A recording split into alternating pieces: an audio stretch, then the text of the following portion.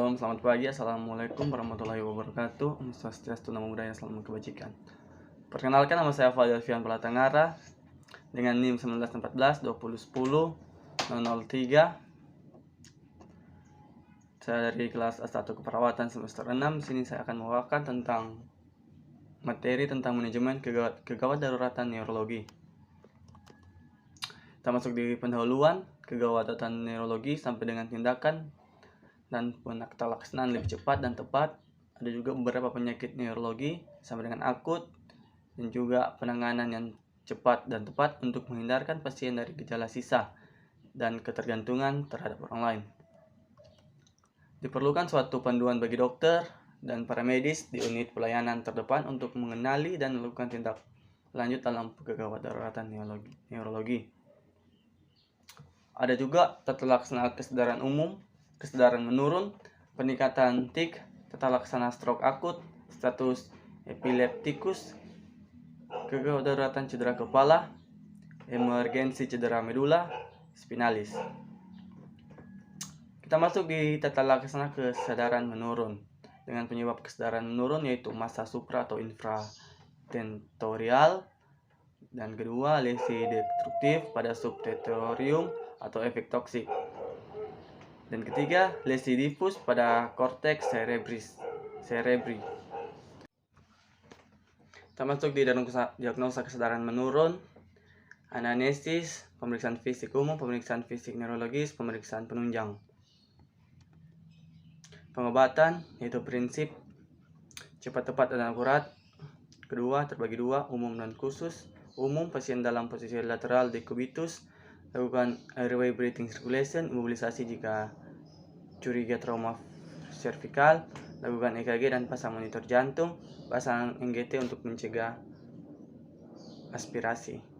Khusus pada herniasi, pasang ventilator, memberikan monitor 20% dengan dosis 1-2 GR per kg BB. Edema cerebri akibat tumor atau abses dapat diberikan demestason 10 dilanjutkan 4-6 mg setiap 6 jam. Tanpa herniasi, ulangi pemeriksaan neurologis yang lebih teliti. Jika CT scan tidak ada kelainan, lanjutkan LP. Jika positif atau infeksi, berikan antibiotik. Kita masuk di TIK meningkat. TIK tekanan dalam ruangan tengkorak berdasarkan hipotesis Mornocli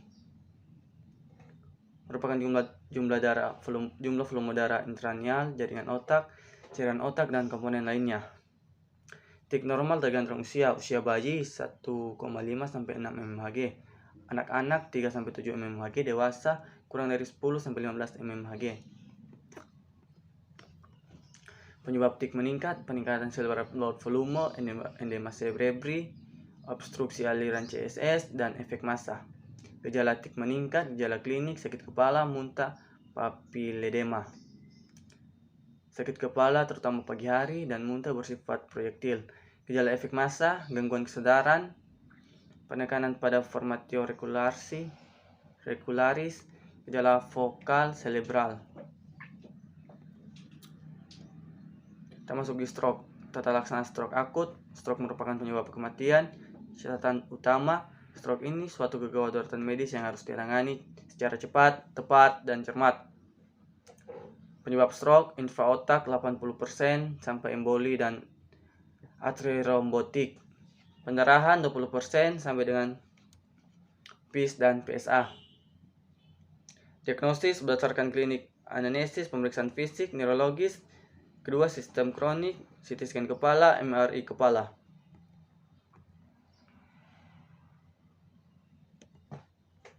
Tata laksana awal, stabilisasi airway breathing circulation. Pasang jalur 4 dengan salin 0,9%, berikan oksigen 2-4 I/m. Jangan memberikan makanan dan minuman lewat mulut. Buat rekaman EKG dan fototoraks. Ambil sampel untuk pemeriksaan darah. Jika ada indikasi kadar alkohol, fungsi hati, gas darah, arteri, screening, dan toksikologi. Tegakkan diagnosis berdasarkan anamnesis dan pemeriksaan fisik. konsul secara Dr. Ali Saraf. Bila alat tersedia, CT scan kepala. Bila tidak ada, dengan Siri chart Gajah Mada skor untuk menentukan jenis stroke. Prinsip tata laksana stroke: membatasi dan memulihkan iskemia akut yang sedang berlangsung, mencegah pemburuan neurologi yang berhubungan dengan stroke masih berkembang. Pemburuan klinis dapat disebabkan edema yang progresif, ekstesis, teorsis, infrak, konversi hemoragik. Mencegah stroke berulang dini dalam 30 hari, 50% penderita stroke iskemik mengalami serangan ulang dalam 30 hari. Risiko tinggi pada stenosis karotis berat dan stroke kardioboli.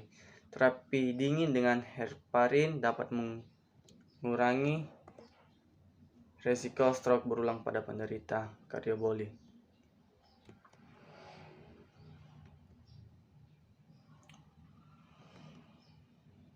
Protokol penata laksanaan stroke iskemis akut: konsul Dr. Ali Saraf untuk pertimbangan RT-PA jika gejala stroke kurang dari 3 jam, CT scan kepala yang normal. Pertimbangan pemantauan irama jantung untuk pasien aritmia jantung dan iskemik miokard.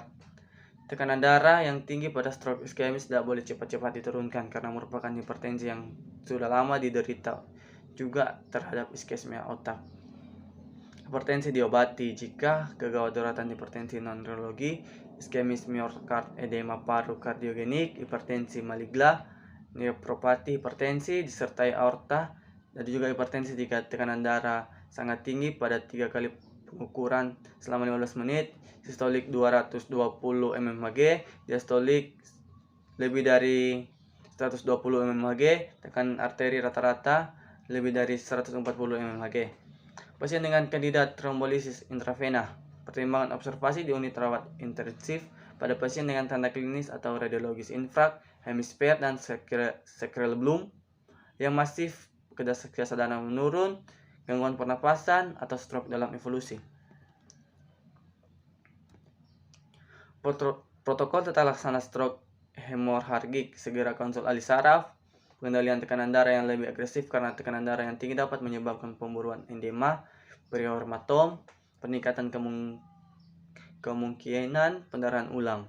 Tekanan darah sistolik lebih dari 180 mmHg harus diturunkan. Pertimbangan konsultasi ahli bedah saraf jika pendarahan cerebellum.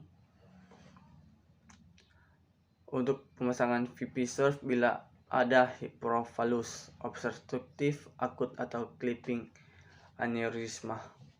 Berikan mannitol 20% pasien koma atau tanda-tanda tik meningkat. Kegawat daratan neuromuskular. Kelemahan akut dapat akibat difusi, corneal arteriopulmonalitis, saraf perifer, Guillain-Barré artery. Keadaan emergensi pada penyakit neuromuskular, kegagalan Raynaud, gangguan neuromuskular reversible, gangguan neuromuskular yang irreversible, komplikasi pada jantung. Emergensi pada Guillain-Barré klinik, apleksia refleks yang menurun sekali, kelemahan yang relatif simetris, dan proksif, kegangguan sensori objektif yang minimal, infeksi terjadi sebelum atau imunisasi, laboratoris, LC diagnosasi stimulobulin, ENMG, fat wave memanjang, KS menurun, adanya conduction block. Penata laksanaan rawat di rumah sakit: pertimbangkan plasmaferesis atau 4 Lg, evaluasi pernapasan secara berkala dan serial, persiapkan ventilator jika terjadi gagal nafas. Monitor aritmia kardial, hipertensi. Tetapkan progresivitas penyakit dan obati infeksi. Emergensi pada poliomyelitis klinis, kelemahan proksimal non-fluktuatif, ras atau penyakit jaringan ikat yang jarang berhubung, muskuler teredes, refleks seringkali masih ada. Masuk di laboratoris, peningkatan CK, EMG, dan biopsi yang abnormal. Penata laksanaan evaluasi penyakit autoimun yang berhubungan dengan malignansi, terapi imunosupresif, follow up klinis dan laboratoris yang ketat. Emergensi pada periodik paralisis. Klinis onset yang cepat dengan kelemahan proksimal tanpa disertai nyeri, otot-otot kranial dan pernapasan yang masih baik, tidak ada gangguan sensibilitas, sering berulang. Laboratoris sama dengan gangguan serum kalium. Bila kalium rendah, periksa fungsi tiroid. Bila kalium tinggi, cari obat-obat yang menyebabkan CK normal. Penata laksanaan pemberian oral atau 4 glukosa jika kalium tinggi, pemberian kalium oral atau 4 bila kalium rendah, monitoring jantung sampai kalium normal.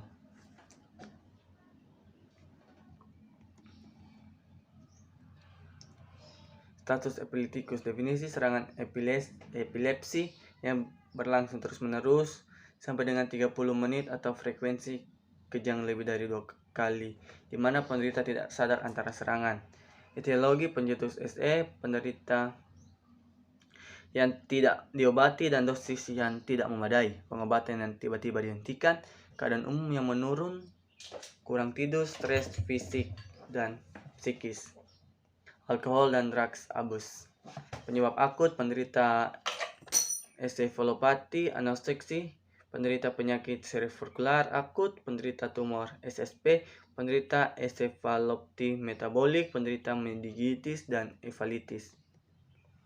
Manajemen kesadaran epilepsi, resusitasi, prinsip pada keadaan akut stabilisasi, airway breathing circulation, pasang line dengan cairan saline, proteksi fungsi kardiorespirasi.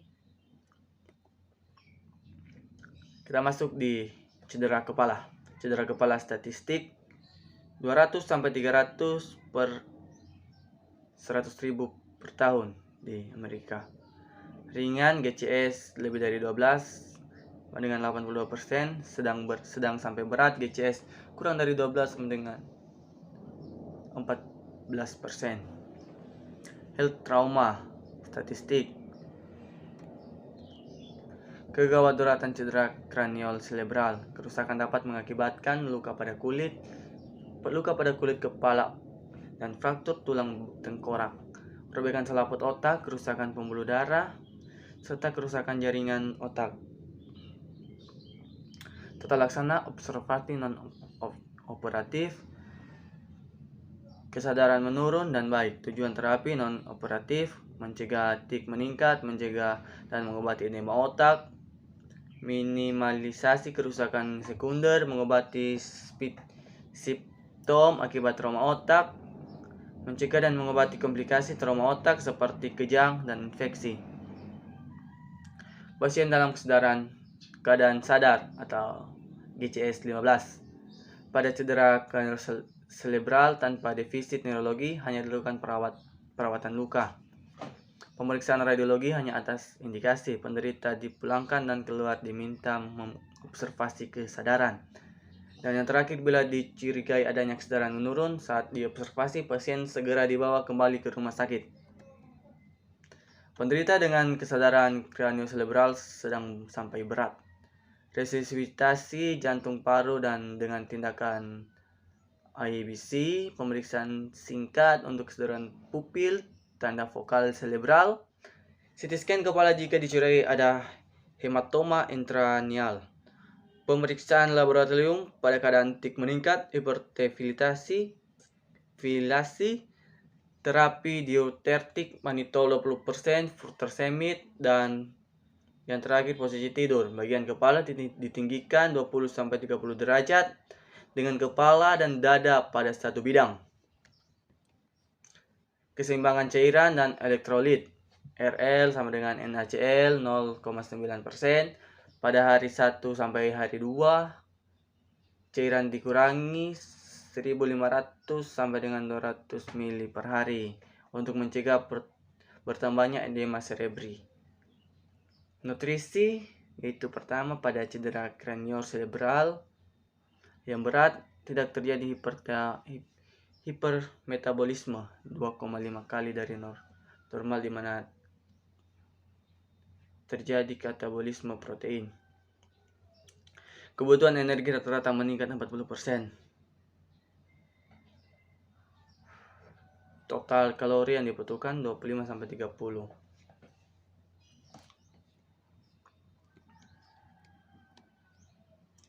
Kita masuk di emergensi cedera medula spinalis. Cedera pada tulang belakang dapat mengenai tulang medula spinalis, ligamentum, dan radix.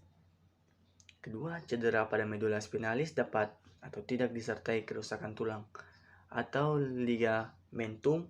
Setelah cedera, stabilitas tulang sangat penting, manajemen lebih lanjut. Tujuan terapi, stabilisasi cedera primer dan pencegahan cedera sekunder. Cedera medula spinalis merupakan keadaan kritis yang memerlukan perawatan neurointensif atau intervensi bedah.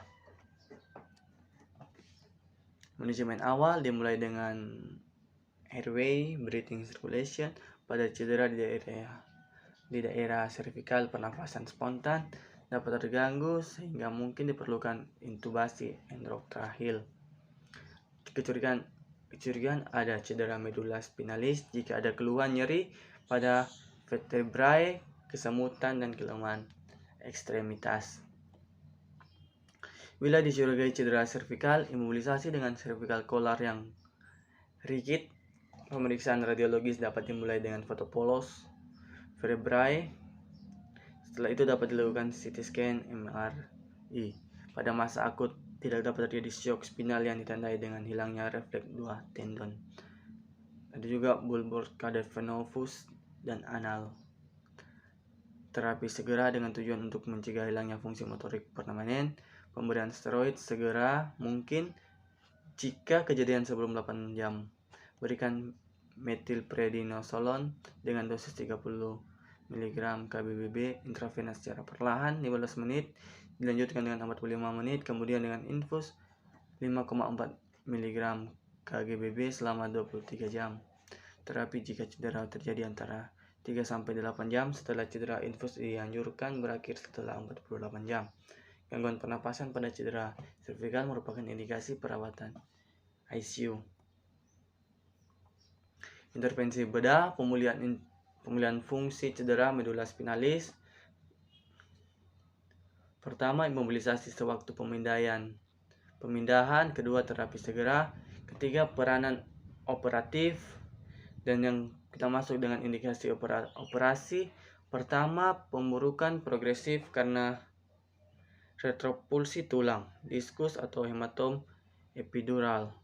Untuk restorasi atau realignment kolumna vertebral, dekompresi struktur saraf untuk pemulihan vertebra yang tidak stabil. Sampai di sini presentasi saya. Saya Valievian Pratanggara dengan NIM 1914 2010 003 mengucapkan terima kasih.